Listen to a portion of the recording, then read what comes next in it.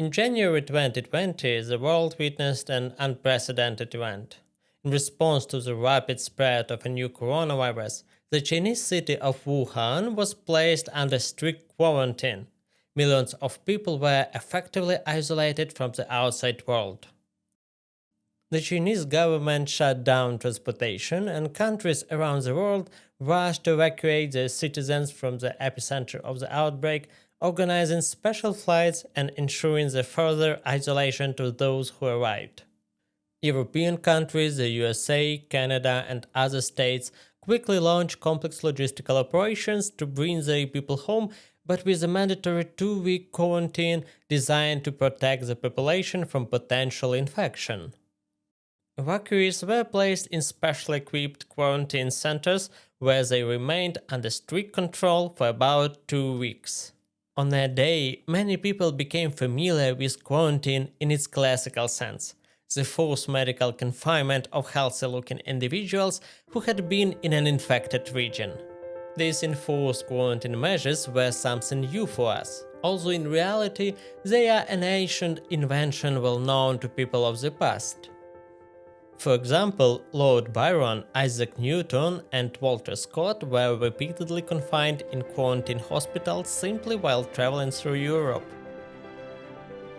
Let us dive into the millennia-long history of quarantine and understand why it was an important part of everyday life of our ancestors. Since ancient times, the simplest and most effective way to stop the spread of disease was to isolate the sick person. People with leprosy were subject to isolation measures from early times. For almost all of history, leprosy was considered incurable and quite contagious, so people tried to avoid those affected. Beginning around the 6th century AD, lepers were isolated in special shelters. Pandemics in the ancient world were almost always accompanied by the isolation of either individual patients or entire cities or regions where an outbreak had occurred. Egyptian priests, Asian physicians, and Arab scholars all insisted on isolating the sick when symptoms of various diseases appeared, including tuberculosis, dysentery, or typhoid. But can we really begin the history of quarantine in ancient times? Not quite, because there is a crucial difference between isolation and quarantine. Isolation means separating individuals who are already visibly ill from those who are healthy in order to prevent the spread of an already manifested disease. Quarantine, on the other hand, refers to the separation of people who have been in a region with the outbreak, or who have had contact with the sick but who themselves are not currently ill. Such individuals must remain in quarantine until it becomes clear that they are not infected and pose no threat to others. Only a handful of measures resembling modern quarantine can be traced during major epidemics in antiquity and the early Middle Ages, particularly during the time of the plague of Justinian. There is little surviving information about such measures. None of the authoritative physician encyclopedias describe anything similar. This suggests that early quarantine practices were not systematized and remained very localized and temporary. Everything changed when a great threat arrived from the Far East to medieval Europe, the plague pandemic, also known as the Black Death. This apocalyptic, deadly disease spread rapidly via merchant ships and devastated entire cities. I have a separate video detailing how the plague spread across Europe. It was watching. In 1348, a newly established commission of 3 officials responsible for epidemic control in the Republic of Venice issued orders to detain trading vessels or individuals arriving from infected regions and to keep them in isolation, preventing them from entering the city or leaving. Ship crews were confined to their vessels, while those who arrived by land were housed in temporary wooden barracks for up to 40 days. Still, these measures were situational. The Commission implemented them through ad hoc degrees depending on the epidemic situation, and there were no permanent holding stations for incoming travelers. The Great Plague did not end in 1352, it continued to flare up in localized outbreaks, claiming hundreds of thousands of lives all the way up to the 18th century. The lesson of the Black Death's first wave was best learned by the maritime republics along the Adriatic Sea, the Republic of Venice, and later the Republic of Ragusa, which gained independence from Venice about 10 years after the plague began. Thanks to their strategic roles in international trade, these rival republics understood that disease control was crucial for maintaining economic stability and public safety. This realization led to the implementation of the first permanent quarantine measures. The history of quarantine in its modern sense begins in the city of Ragusa, now known as Dubrovnik in present-day Croatia. For centuries, Ragusa served as a first step for goods and people traveling into Europe from the Middle East and North Africa. A ship or caravan sailing from Lebanon to Venice with cargo destined for inland cities such as Milan or Munich would likely stop in Ragusa. In July 1377, the rector of Ragusa issued a decree officially establishing the so-called trentina, an Italian word derived from trenta, meaning 30. A 30-day isolation period for ships coming from regions experiencing epidemics or endemic diseases, ongoing presence of illness such as the plague. These mandatory precautionary measures were written into the official laws of the Republic of Ragusa. The trentina did not involve staying on a ship. Instead, crews and their goods were required to spend their isolation period on the remote island of Murkan in special wooden buildings constructed for this purpose. A few decades later, Venice adopted a similar practice, establishing a quarantine station on a small island near the city. The island already had a monastery of St. Mary of Nazareth, wooden facilities were added alongside, and physicians were sent from the hospital of St. Lazarus. At first, the facility was called Lazaretto, but later, due to its association with the name Lazarus, it became known as Lazaretto. This term eventually became the standard name for maritime quarantine stations. Ignoring or fleeing quarantine in the city-states were severely punished. Violators faced heavy fines, corporal punishment, and re-imprisonment in Lazaretto. The word quarantine emerged in the 15th century when all maritime stations on the Adriatic Sea changed the isolation period from 30 days to 40 days. Quarantine comes from the Italian word quarantena, which in turn is a shortened form of 40 giorni, meaning 40 days. Why exactly 40 days? There is no definitive explanation in medieval documents, but several theories exist. The first theory is religious. In the Bible, 40 days often symbolize a time of trial and purification. The Great Flood lasted 40 days and nights, Moses spent 40 days off Mount Sinai, and Jesus fasted 40 days in the desert. The second theory refers to academic knowledge of the time following ancient physicians who believed that 40 days was the period that differentiated chronic illnesses from acute ones. According to scholastic doctors, the plague had no chronic form and thus would manifest it within 40 days. The third and most likely theory is based on simple medical observation. Physicians likely noticed how long it usually took for a disease to appear, if it appeared at all. This theory is supported by the earlier use of trentina, a 30-day isolation period, which was later extended to quarantena, 40 days, based on further observation.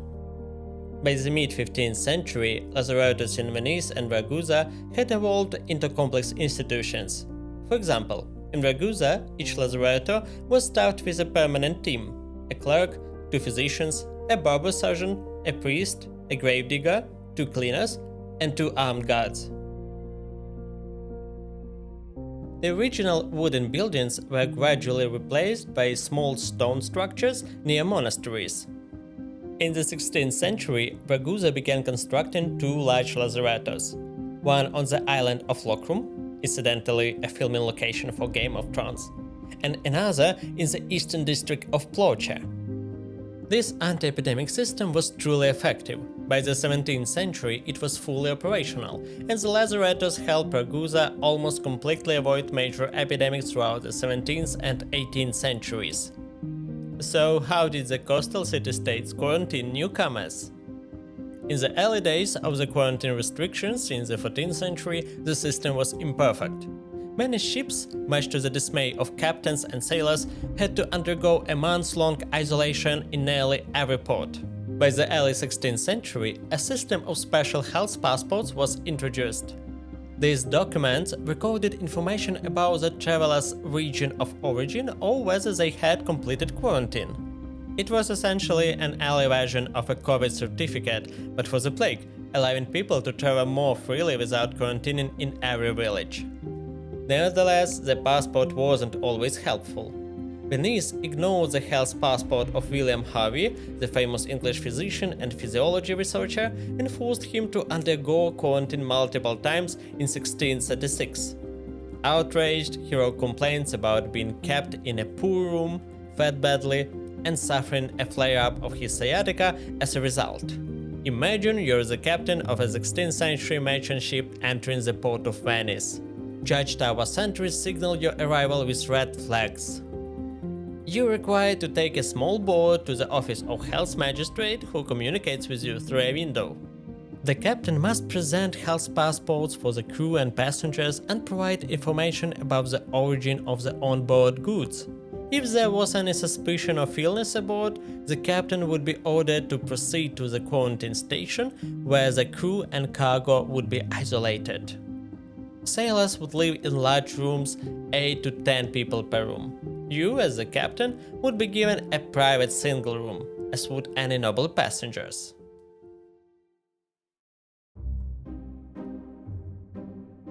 But what about goods?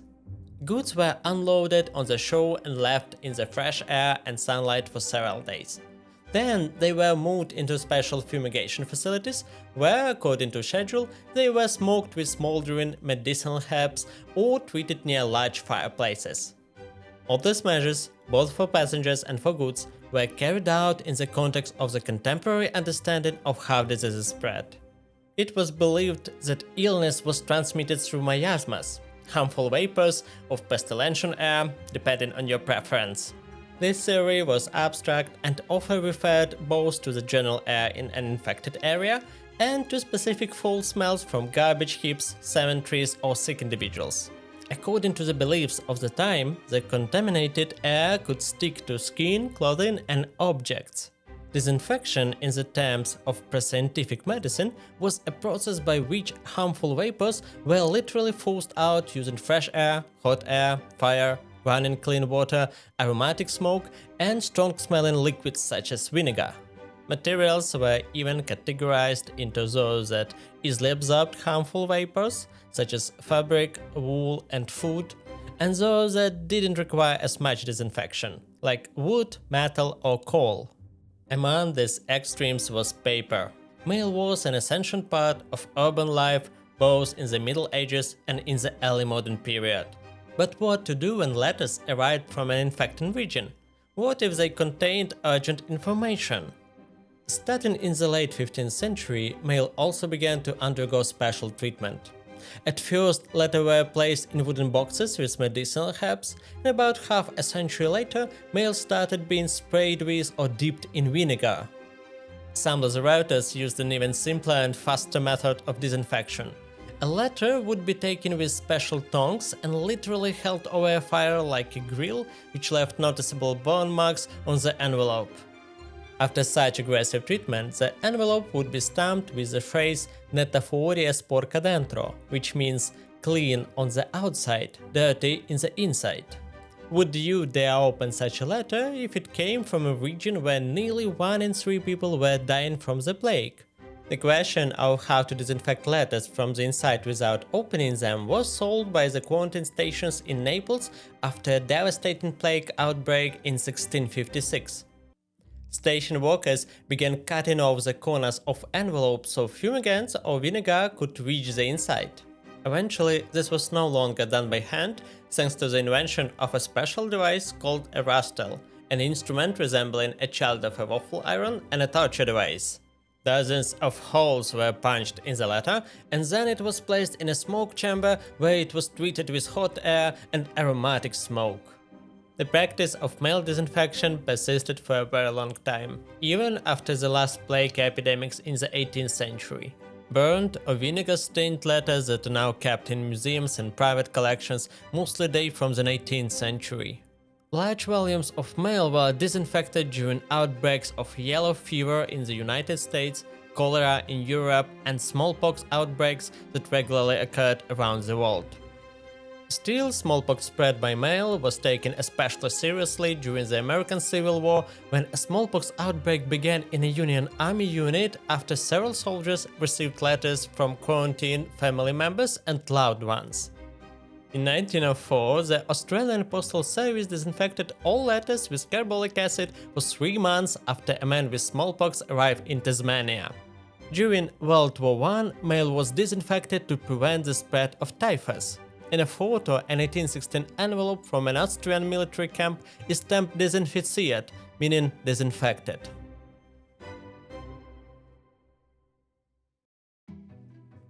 Back to the quarantine stations. After the first Adriatic lazarettos appeared in the 14th century, very few ports along the Adriatic coast established primitive temporary quarantine spaces until the beginning of the 16th century. But the plague, which kept returning to major European cities throughout the 16th and 17th centuries, eventually forced at least those countries which economies heavily relied on maritime trade, namely France, Spain and Portugal, to implement permanent quarantine measures in their ports. Great Britain was very slow to adopt quarantine measures. Even after the Great Plague of London, which killed over 100,000 of the city's residents, the country still refused to invest in expensive public health quarantine infrastructure, which had long been successfully protecting most of Italy from epidemics. In the fall of 1710, amid rumors of plague spreading in Baltic ports, Jonathan Swift, author of Gulliver's Travels, wrote to the Chancellor of the Exchequer begging him to take at least some action. A few days later, Parliament passed England's first quarantine law. The system of state-run, maritime and land quarantine stations proved effective. It is believed that the last plague epidemic in Western Europe occurred in Marseille in 1720. No major outbreaks were recorded after that. The fact that the plague was suppressed in the 18th century did not mean quarantine systems were defunded. The disease was far from eradicated in Africa and the Middle East. There it became endemic, meaning it was constantly present. Thousands of merchants, pilgrims, refugees and officials from the Ottoman Empire arrived daily at European ports, posing a direct threat. But the biggest challenge was faced by the Habsburg monarchy, which in the 18th century had a long land border with the Ottoman Empire, over 2,000 kilometers from the Carpathians to the Adriatic Sea.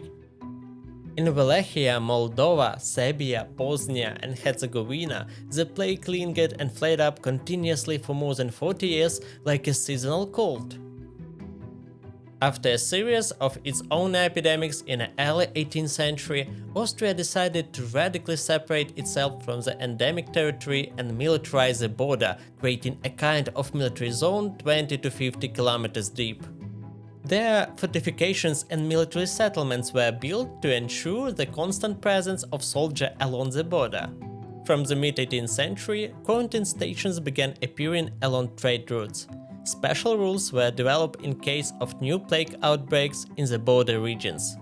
When the epidemic situation was calm, traders were subject to a mandatory quarantine of 21 to 42 days. If a plague outbreak occurred near the border, the quarantine lasted 84 days. News about plague in the Ottoman Empire was gathered by Austrian spies and passed on to the military as quickly as possible. After 1756, the borders were completely closed to travelers from Turkey following any news of a plague outbreak. Anyone who tried to cross the border or escape quarantine faced the death penalty. These strict measures helped eliminate plague outbreaks within Habsburg territory. The country became one of the leaders in epidemic intelligence and land-based quarantine infrastructure in the 18th century. Frequent outbreaks of yellow fever and smallpox in British American colonies forced the authorities to delay ships and set up temporary quarantine posts. To prevent disease spread along the coast, they started building special quarantine stations where passengers and cargo were isolated. The first permanent quarantine hospital was opened in Philadelphia in 1743.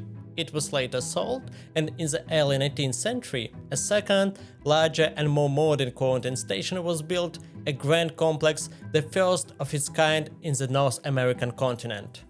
Over the centuries, the station received hundreds of ships and thousands of travelers, mainly immigrants. The Lazaretto building has survived and is listed in the National Register of Historic Places. In the first half of the 19th century, maritime and land quarantine systems were implemented in most European countries as well as the US and Canada. In addition to the plague, still endemic in the Ottoman Empire and parts of the Far East, yellow fever from Latin America and cholera from endemic regions of India became serious threats to the Western world. The spread of these new diseases was accelerated by colonialism as European powers expanded their territories and trade, bringing previously unknown illnesses back from the colonies. First, the victims were colonial troops and administrations. Then, modern, fast ships and trains transported pathogens quickly to large cities where high urbanization and population density created ideal conditions for outbreaks. The second cholera pandemic, which spread from India into the Russian Empire, Prussia, France and hit London, caused hundreds of thousands of deaths and forced European nations to tighten sanitary cordons. Quarantine stations continued to operate under the same protocols as in the 17th and 18th centuries, but much had changed and the quarantine process became unbearable. The population had become more mobile and the number of travelers increased dramatically. Trade volumes grew as well, so long delays of raw materials at the border resulted in major financial losses. Each country had its own rules and quarantine durations, which led to numerous bureaucratic complications. People were often forced to remain in quarantine several times in a row, spending months in isolation. Obviously, the stone-built quarantine stations were not designed for such large waves of travelers and trade caravans. As a result, temporary camps were hastily constructed with tents or wooden barracks that travelers had to live in poor sanitary conditions. In the 1820s, 1830s, liberal segments of the population began to view imperial quarantine as a tool to restrict personal freedom, suppress opposition, enable corruption, and even carry out espionage. As we discussed earlier regarding mail disinfection, it was believed that at quarantine stations, letters were not only disinfected but also secretly read. A fierce battle also unfolded at the scientific level. Contagionist doctors, supporters of the infectious disease theory, argued that illnesses spread through contact with infected people or objects and considered quarantine to be an effective measure. Anti-contagionist doctors, on the other hand, supporters of the miasma theory, believe that disease-laden air emerged not from person-to-person contact, but from unsanitary conditions in a region. In their view, quarantine would be of no help. The latter argument was frequently used by politicians who opposed quarantine in order to defend economic interests.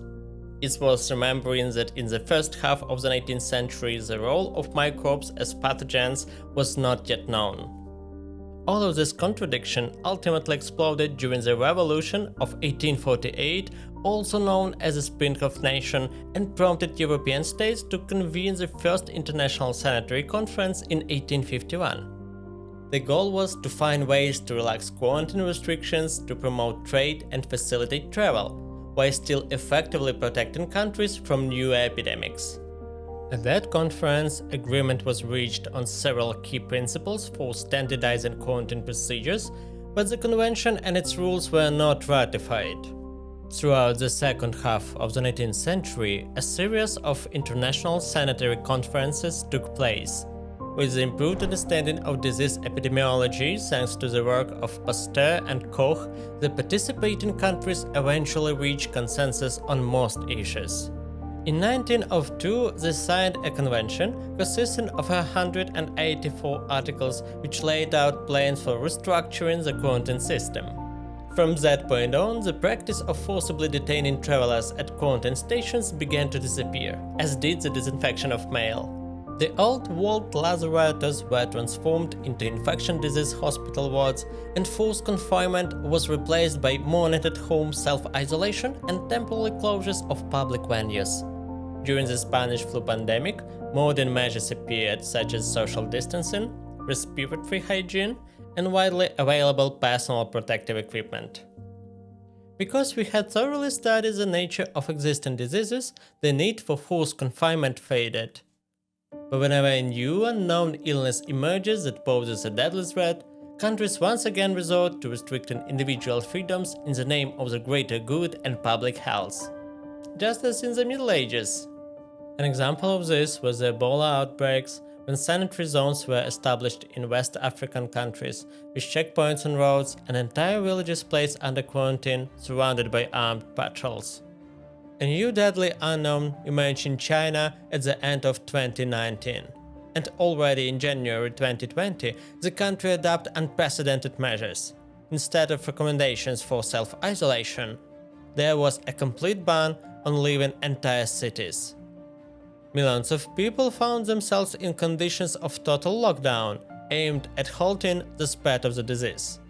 As harsh as these measures seemed, they proved effective. By the end of February, China had made significant progress. The rate of new infections declined and the strict restrictions began to be gradually eased. During the outbreak, practically everything came under suspicion, even cash. But while in the past letters were fumigated with aromatic smoke, now banknotes were withdrawn from circulation, treated with ultraviolet light or hot air, and then isolated for 2 more weeks. This practice was first introduced by Chinese banks and later adopted by financial institutions in other countries, from Singapore to the United States. Quarantine in the classical sense, as forced medical confinement, remains the only effective response to the unknown, something we have not yet studied and fear. Because if it escapes into the world, humanity may face dark times. Therefore, as long as we understand the nature of all known pathogens, we can remain calm, and there is no need for sanitary confinement. For now.